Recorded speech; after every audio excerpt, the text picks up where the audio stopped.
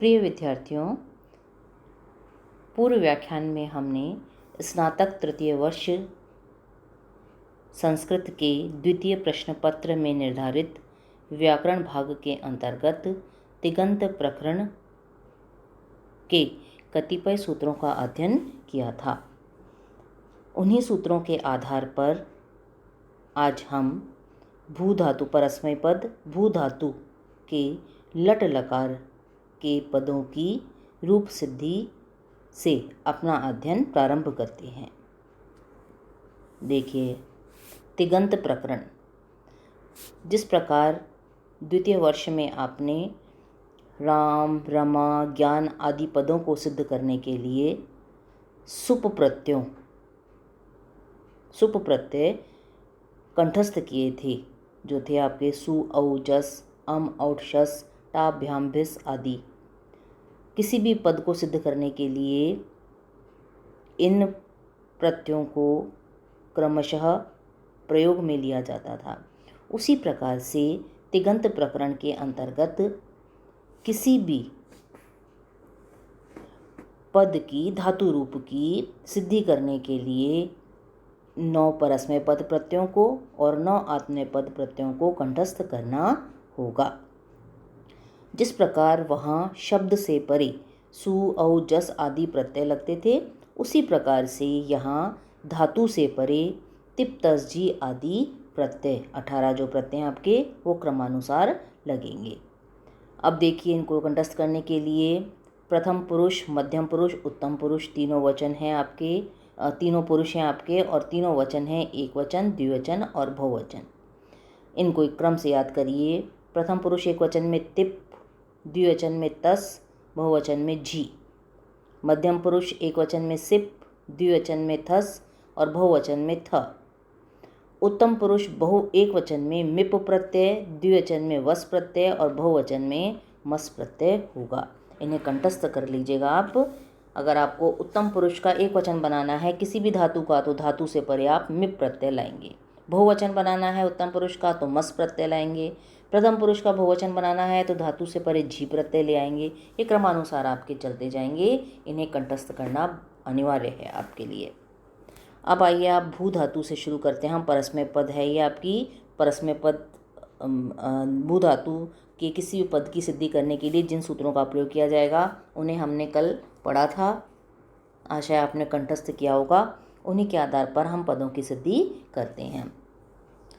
और भू धातु लट लकार के रूप क्या है आपके? भवती, भवतः, भवन्ति, भवसी, भवतः, भवत, भवामि, भवावह, भवामः। तो प्रथम पुरुष एक वचन में, आपको बना दिया है मैंने। प्रथम पुरुष एक वचन में बन रहा है आपका भवती। अब जैसे ही आपको परीक्षा में मान लीजिए भवती पद दिखेगा तो सबसे पहले आपके मस्तिष्क में आना चाहिए भवती क्या है? भू धातु लट लकार प्रथम पुरुष का एक वचन। तो प्रथम पुरुष एक वचन में कौन सा प्रत्यय आता है आपका? तिप। तो अब आप यहाँ वही लाएंगे। अब जब ये लट लकार कह रहे हैं आप तो पहले हम लट लकार लाएंगे।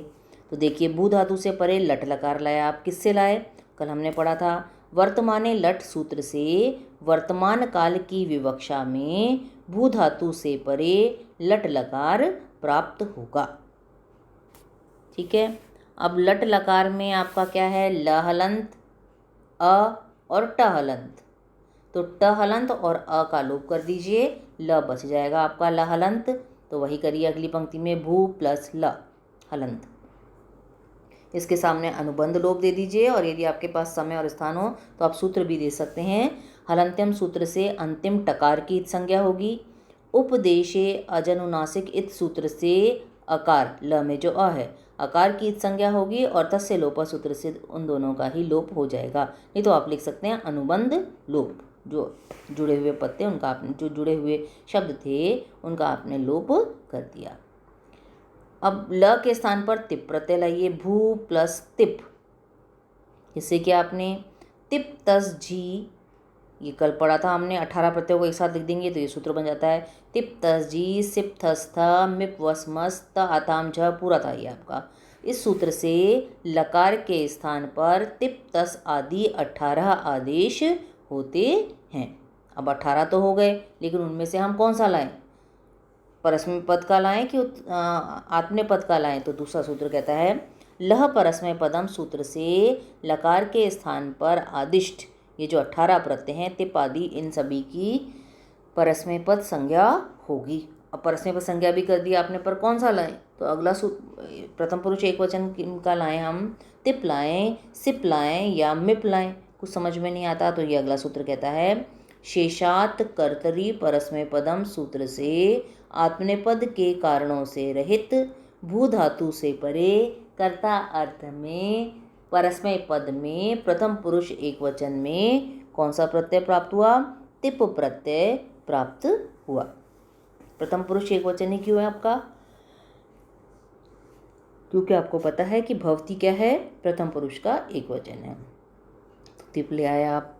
तिप में से ती बचा, प की हलंत्यम सिद्ध संज्ञा और तस्य लोप से लोप कर दीजिए अथवा अनुबंध लोप लिख दीजिए आप यहाँ पर। अब अगली पंक्ति में शप का आगम करिए, भू शप प्लस ती। शप कैसे लाए आप? हमने कल सूत्र पढ़े थे, तिंग शित सार्वधातुकम सूत्र से तिप प्रत्यय की सार्वधातुक संज्ञा होगी और कर्तरी शप सूत्र से कर्तृवाचक सार्वधातुक तिप परे होने के कारण भू धातु से परे शप का आगम होगा। पढ़ा था कल आपने, तिंग और शित की सार्वधातुक संज्ञा होती है। तिंग यानी सारे आपके प्रत्यय हो गए तिप से लेकर महेर तक 18 प्रत्यय, वो तिंग हो गए, उन सबकी सार्वधातुक संज्ञा होगी। प्लस शित जहाँ शकार की संज्ञा कर रहे हैं आप, उनकी भी ऐसे शब्दों की भी पद वो होती है आपकी सार्वधातुक संज्ञा होती है। ठीक है, तो तिप की सार्वधातुक संज्ञा थी और तिप प्रत्यय परे होने के सार्वधातुक तिप प्रत्यय परे होने के कारण भू धातु से परे आपने क्या करा? शप का आगम कर दिया। क्लियर है यहाँ तक? अब अगली पंक्ति में शप में क्या क्या है देखिए आपका, श हलंत अ और प हलंत। तो श हलंत आदि में है आपका और प अंत में है, इन दोनों का लोप कर दीजिए तो केवल बच गया आपका अ। किससे किया आपने? या तो अनुबंध लोप लिख दीजिए और अथवा सूत्र लिखना चाहें तो आप यहाँ लिख सकते हैं। लशक्व तद्धिते सूत्र से प्रत्यय के आदि में स्थित शकार की संज्ञा होगी, हलंत्यम सूत्र से अंतिम पकार की संज्ञा होगी और तस्य लोपः सूत्र से दोनों का लोप हो जाएगा। तो अ बच गया आपका भू अ प्लस ती। अब देखिए भू में क्या है आपका? भ और ऊकार। अब इस ऊ के स्थान पर गुण ओ कर दीजिए आप। ये भी सूत्र हमने कल पढ़ा था।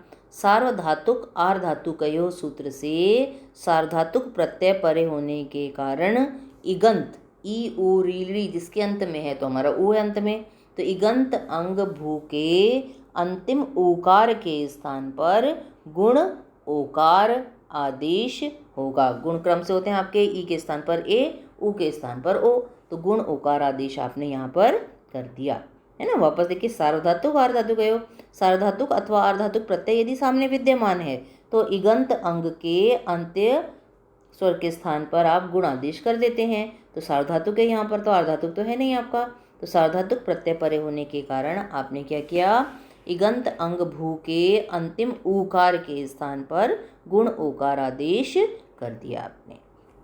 अब अगली पंक्ति में गुण जो ओ किया है इसके स्थान पर अव आदेश कर दीजिए। ये फर्स्ट टाइम में सूत्र पढ़ा था आपने, तो आपका क्या हुआ? भ हलंत रह गया, ओ के स्थान पर अ व हलंत कर दिया आपने, शप का अ बचा हुआ है, ऐसा कैसा रहने दीजिए, प्लस ती प्रत्यय है। किससे किया अव आदेश? ओ के स्थान पर एचो अयवायावह सूत्र से अकार अर्थात स्वर परे होने के कारण, स्वर परे होगा तभी ये सूत्र लगता है, परे होने के कारण ओकार के स्थान पर क्रमशः अव आदेश होगा।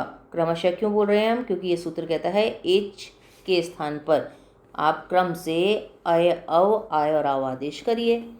तो हमने एच में क्या आते हैं? ए ओ ऐ औ, ए के स्थान पर अय आदेश, ओ के स्थान पर अव आदेश, ऐ के स्थान पर आय आदेश और औ के स्थान पर आव आदेश होता है।